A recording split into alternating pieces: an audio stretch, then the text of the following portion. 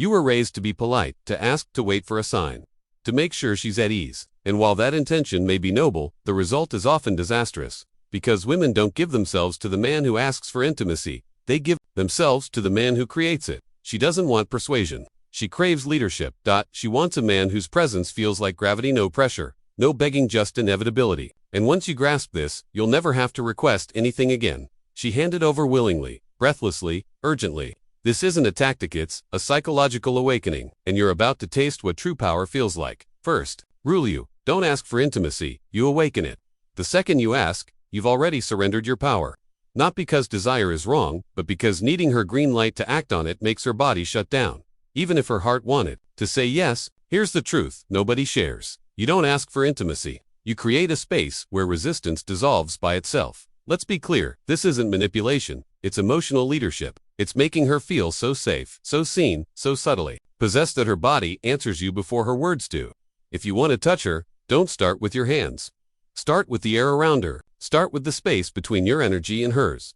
Women don't say yes when prompted. They say yes when they're moved. And the man who knows this doesn't use words as requests. He uses them as invitations laced with danger. He says, I'm not in a rush. I want to see if your energy matches mine. Or, I like the way you look at me when you're trying not to show it. Feel the difference. He doesn't beg, he builds tension. He makes her feel like intimacy is already quietly unfolding, and all that's left is for her to surrender to it. That's the core of the psychological shift. You don't ask with your mouth, you ask with your energy. You lead her into a decision she's already made emotionally. In practice, you hold her gaze 1 second too long. You lower your voice not to sound seductive, but to slow her thoughts. You touch with intention, one hand on her lower back. Never both. You lean back, not forward, because the man in control doesn't. He draws in every move, says, I'm not seeking permission, I'm waiting for alignment. If she feels safe, she'll come closer. If not, she won't. Either way, you didn't ask.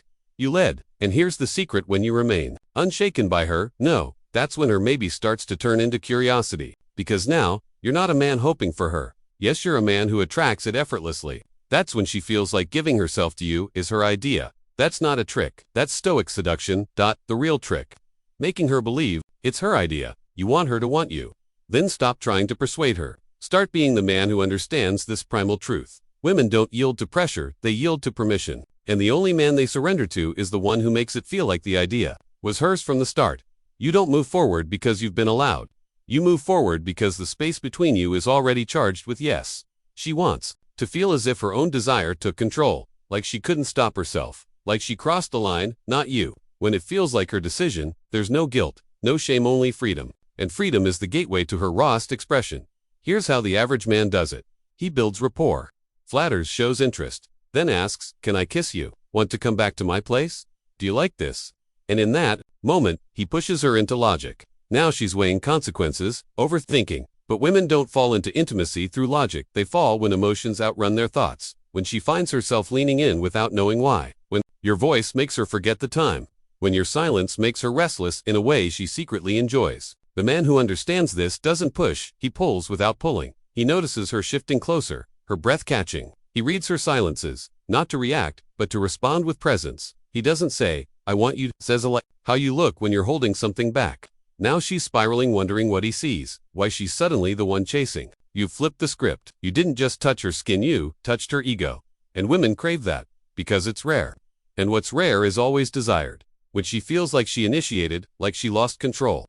Like she made the first move, that memory burns into her. She replayed it again and again because it lets her feel two things at once, empowered and undone, in control and wanting more. That's the sweet spot. So how do you deliver? Slow your speech, leave thoughts unfinished.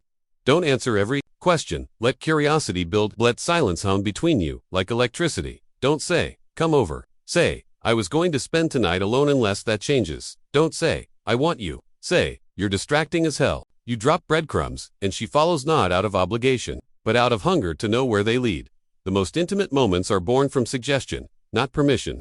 If she's unsure, she waits. If she's intrigued, she acts. Your goal isn't to make her say yes, it's to make her feel like not saying yes would haunt her. That's what stays with her. That's what drives her wild. You give her the fantasy of freedom and the illusion of control, and she gives you her body. Like it was inevitable. This isn't manipulation, it's psychological seduction at its peak. Men who understand this never need to ask. They create the moment and let her cross the line. And when you lead, she gives you everything. If she's brushing off your compliments or dodging escalation, it's not always disinterested that you left her to lead, and she didn't feel safe doing it. A woman only opens when you're holding the frame. If she senses hesitation or doubt, her body closes off because deep down she knows, this man wants me, but he can't lead me, and if you can't lead her emotionally, she won't trust you with her body. Women aren't waiting for permission to surrender, they're waiting for a man who can hold that surrender once it's offered. The man who speaks slowly, moves deliberately, and controls the tempo like a conductor with an orchestra, he doesn't need her to act. His tone makes her choice inevitable, not because he forced it, but because he made it safe to let go. Safety here doesn't mean softness, it means certainty. He isn't wondering, should I kiss her? He's feeling the current, and when it's there, he moves calm slow. Present tense lets her reaction tell the rest, because a woman doesn't need to be asked if she's ready. She needs to feel that you are. When you lead, she relaxes. She turns her mind off. She stops calculating, stops guarding, stops performing. That's when her femininity floods in. That's when she gets wet without knowing why. That's when she reaches for you because your presence says, I've got this. Most women have never experienced that, a man grounded, unshaken, unaffected by outcome. They're used to men who rush, who apologize for wanting, who turn timid when she pulls away.